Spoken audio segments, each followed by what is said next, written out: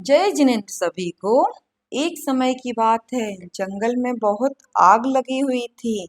उसमें बहुत सारे जानवर जल रहे थे और साथ में हम क्या देखते हैं, बहुत सारे मुनिराज भी जल रहे थे।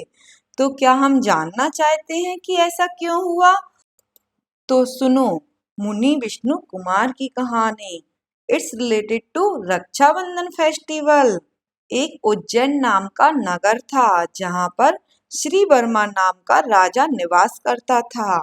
एक दिन आचार्य अकंपनाचार्य 700 मुनिराज सहित विहार करते हुए उस नगर में आए। एक दिन आचार्य को फील हुआ कि कुछ गलत होने वाला है, इसलिए उन्होंने पूरे संघ को मौन का नियम दे दिया। मौन मतलब होता है शांत रहने का। कोई किसी से बात नहीं करेगा, कोई किसी को उपदेश नहीं देगा। सिर्फ एक मुनिराज जी वहां पर नहीं थे क्योंकि वो आहार के लिए गए थे। उनका नाम है श्रुतसागर। और सारे मुनिराज ध्यान में लीन हो गए। एक दिन राजा अपने चारों मंत्रियों के साथ आचार संघ के दर्शन के लिए आए।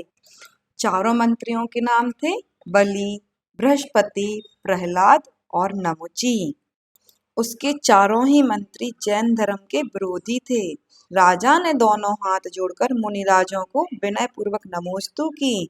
गुरु की आज्ञा से सब संघ के मुनिराज मौन लेकर ध्यान में बैठे थे। कोई मुनिराज उन लोगों से कुछ भी नहीं बोला, इसलिए चारों मंत्री उनकी हंसी उड़ाने लगे कि शांत इसलिए बैठे हैं क्योंकि इन लोगों को कुछ नहीं आता है।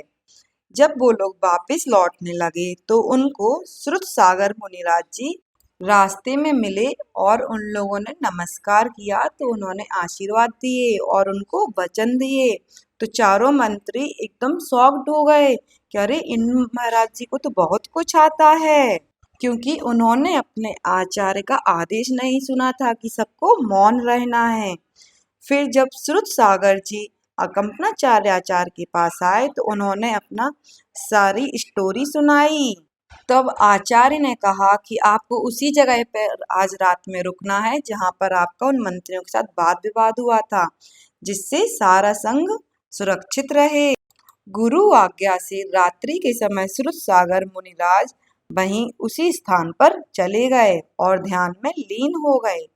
तब चारों मंत्री ने उन्हें मारने के लिए तलवार लेकर आए हैं। फिर देवी ने उनको कीलित कर दिया, मतलब स्टैचू कर दिया। वो हिल नहीं सकते थे और रात भर वो स्टैचू ही रहे। अगले दिन जब सुबह राजा को पता चला तो वो मंत्रियों पर बहुत क्रोधित हुआ और उन लोगों को नगर से निकाल दिया। वो लोग भटकते भटकते एक हस्तिनापुर नाम के नगर में पहुंचे जहां पर राजा पद्म निवास करते थे। उन्होंने अपनी चतुराई से राजा को प्रसन्न किया।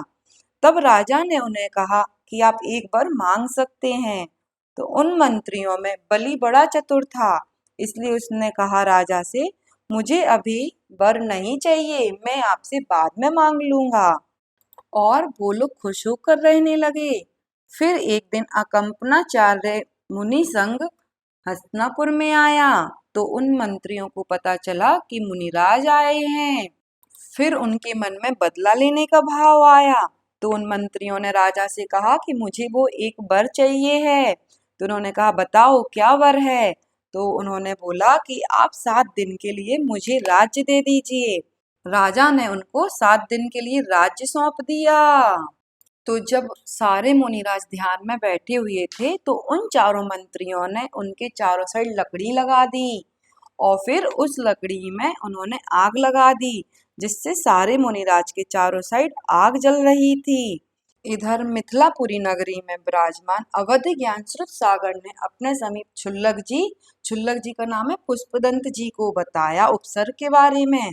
तो फिर छुल्लक जी ने कहा कि ये कैसे दूर हो सकता है।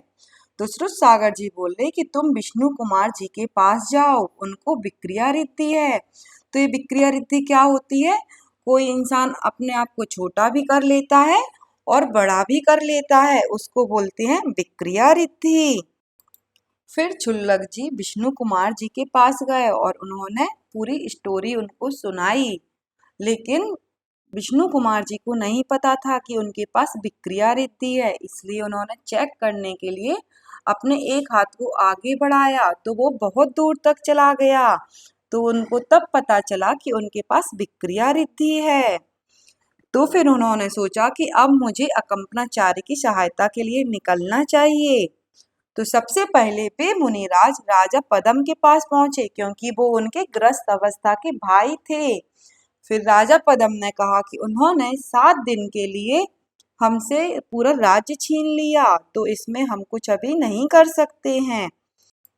फिर विष्णु कुमार ने एक छोटे से बावन का रूप ले लिया और उन मंत्रियों के पास गए। उन मंत्रियों के पास जाकर बावन ने बहुत खुश कर दिया उन लोगों को। फिर मंत्रियों ने कहा कि बोलो तुम्हें क्या चाहिए है। तो उन्होंने कहा मुझे सिर्फ 3 पग जमीन चाहिए है। ये सुनकर मंत्री हंसने लगे, बोले जितने छोटे तुम हो उतनी ही छोटी चीज तुमने मांगी है। उन्होंने कहा जाओ, मैंने तुमको 3 पग जमीन दी, जहां तुमको रखना है वहां पैर तुम रख सकते हो। तो उन्होंने अपने शरीर को बड़ा किया और एक पग रखा सुमेरु पर्वत पर और दूसरा पैर रखा मानुषोत्तर पर्वत पर, और इसके आगे मनुष्य नहीं रहते हैं। फिर उन्होंने कहा हे बलि, मैं तीसरा पैर कहाँ रखूं? तो राजा बलि भयभीत हो गया। ये सब देखकर स्वर्ग के देवता भी आ गए और उन्होंने मंत्रियों को बंदी बना दिया। और चारों मंत्री उनके चरणों में गिर गए, बोले महाराज हमें क्षमा कर दीजिए, सॉरी फॉर द गिल्ट। जब विष्णु कुमार ने देखा कि चारों मंत्रियों को एहसास हो गया, फिर वो अपनी विक्रिया से ओरिजिनल फॉर्म में मतलब मुनि रूप में आ गए। और इस प्रकार से विष्णु कुमार मुनिराज ने अकम्पनाचार्य आदि 700 मुनिराजों का उपसर्ग दूर किया। इसके पश्चात श्रावकों ने उपसर्ग विजयी मुनिराजों को, जिनका की गला धुएं से रुंध रहा था, उनको सेवई की खीर का आहार दिया और अपने आप को धन्य माना। वह दिन श्रावण शुदी पूर्णिमा का था। तब से यह वात्सल्यमयी रक्षाबंधन पर्व चला। और उधर विष्णु कुमार पुनः दीक्षा ले मोक्ष पधारे। श्रावकों को चाहिए कि वे इस दिन को याद करके अपने साधर्मियों की निस्वार्थ वात्सल्य भाव से सहायता करें। जय बोलिए विष्णु कुमार मुनिराज जी की जय।